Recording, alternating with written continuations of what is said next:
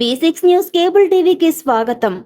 మేడ్చల్ జిల్లా గరుడాద్రి క్షేత్రంలో వైభవంగా శ్రీ గోదా రంగనాథుల కళ్యాణ మహోత్సవం.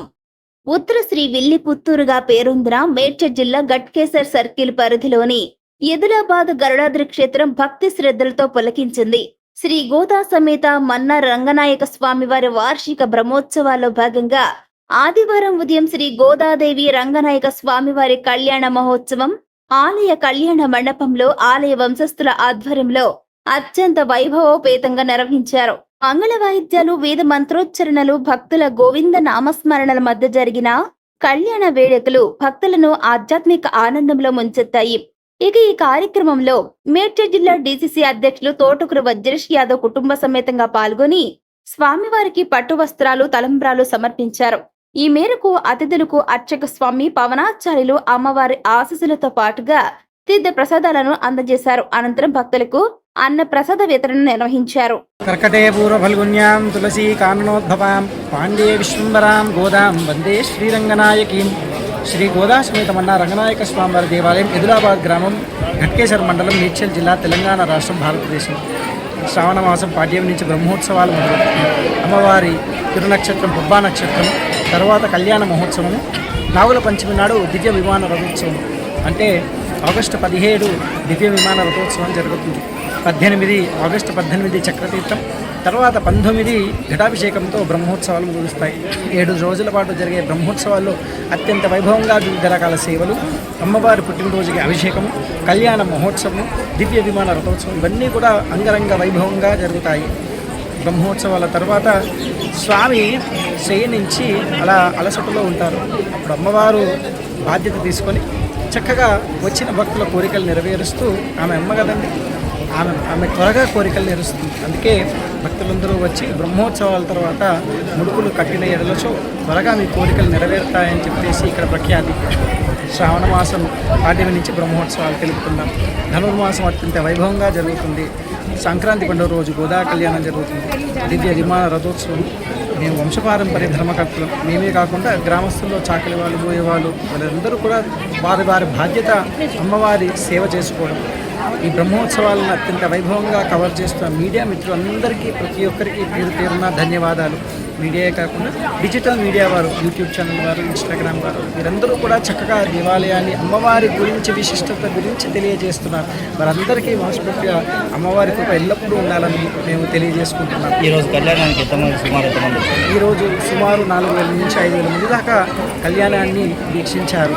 ఎంతో చక్కగా భక్తి శ్రద్ధలతో కళ్యాణాన్ని వీక్షించి కళ్యాణంలో ఏం జరుగుతుందనేది కూడా విశిష్టత తెలియజేయడం జరిగింది. వంశపారంపర్య ధర్మకర్తలైన మేము ఎంతో చక్కగా కళ్యాణాన్ని నిర్వహిస్తూ విశిష్టత తెలియజేస్తూ అందరికీ వేద ఆశీర్వచనం ఇవ్వడం జరిగింది. తర్వాత భక్తులకి అన్నప్రసాదం, కళ్యాణం తర్వాత అందరికీ అన్నప్రసాదం, తర్వాత వారికి ప్రతి ఒక్కటి కూడా మంచినీళ్ళు కానీ, లేకుంటే వ్యవస్థ, పార్కింగ్స్ కానీ, టాయిలెట్స్ కానీ అన్నీ కూడా ప్రతి ఒక్కటి కూడా సౌకర్యము.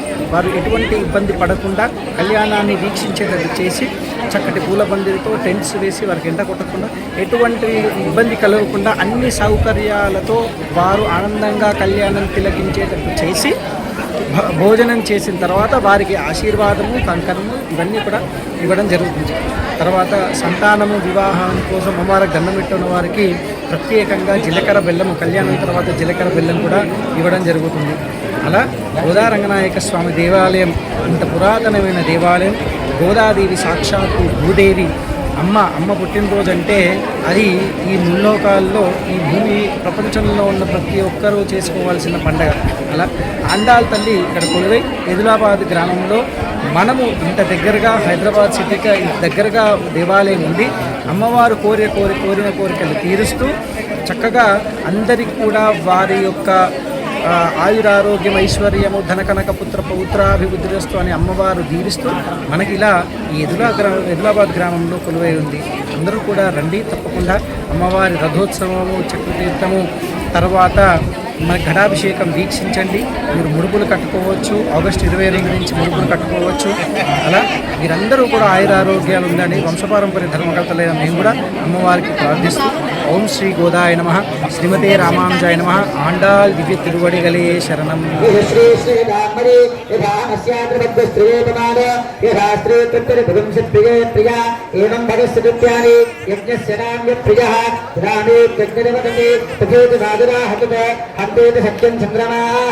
ఆదిత్య సత్యభామిది ఆపస్తత్ సత్యమాభరణ యశో యజ్ఞస్య రక్షణ ప్రజా వినబడతలేదు తల్లి. అందరూ కూడా గట్టిగా చెప్పాలి. ఏవం గుణ విశేషణ విశిష్టాయ అస్యా శుభతిథౌ మమ అనాది అవిద్యా వాస ప్రవర్తమానే అస్మిన్ సంసార చక్రే మహతి నానాయోనిషు